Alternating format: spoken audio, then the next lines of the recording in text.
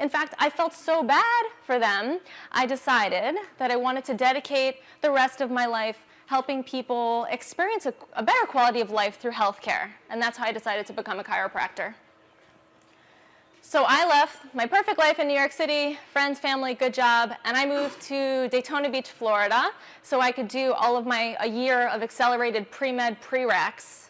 And it was at that point that I developed back pain. It was the craziest thing in the world. I developed debilitating back pain, which was very hard for somebody who was so physically active. I love sports. I grew up as a competitive equestrian. I rode on the crew team in college. My back pain, my sharp mid-back pain right here, was so bad I could barely walk my chihuahua. It was horrible. Anytime that I had walking strides, I had back pain. So I was like, I'm going to go to the Palmer, Florida Student Clinic to be helped. So I got a student clinician who managed to cavitate every single joint in my body. My back pain did not go away, but he got a lot of practice. So I actually went to a Gonstead practitioner up in Ormond Beach. Amazing, amazing chiropractor. I saw him for about a month, and easily 75% of my back pain went away. It was incredible. I'm so glad I went into chiropractic, so happy.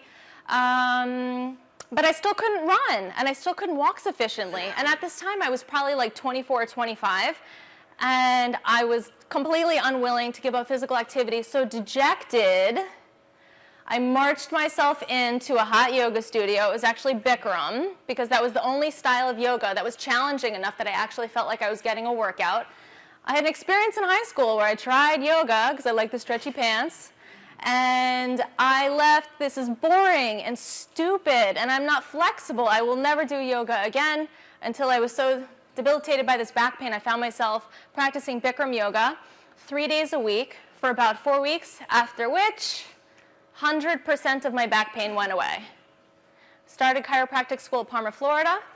And I was like, wow, why? How did this all work? I have to figure this out. And it wasn't until I learned about the Yanda muscle firing patterns that my contralateral mid-thoracic back pain was actually being caused by hip weakness on the left side, which was then strengthened during the standing postures of Bikram. I was like, wow. When I leave chiropractic school, I want to take a multifactorial approach to helping people lead a better quality of life through healthcare, through addressing the thoughts, trauma, and toxins that make people unwell. And so I got the great chiropractic education. I got anti-inflammatory like wild with Dr. David Seaman. But I knew that there was something else that I wanted to do.